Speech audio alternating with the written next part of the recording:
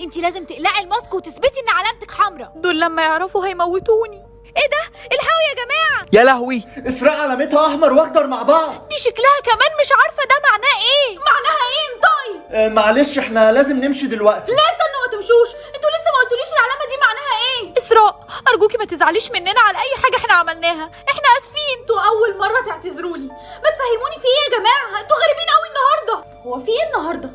انا هغطي العلامه دي، دول اول لما شافوها اتخضوا كانهم شافوا عفريت. اسراء انا قلمي وقع، هاتيهولي من على الارض. لا طبعا يا كارم. انت ازاي تقولي لي لا؟ انا اهلي اغنى ناس في المدرسه. هو انت عشان غنيه هتقولي للناس تعمل ايه؟ ثم احنا كلنا واحد، وانت اصلا ممكن اهلك في اي لحظه يفلسوا.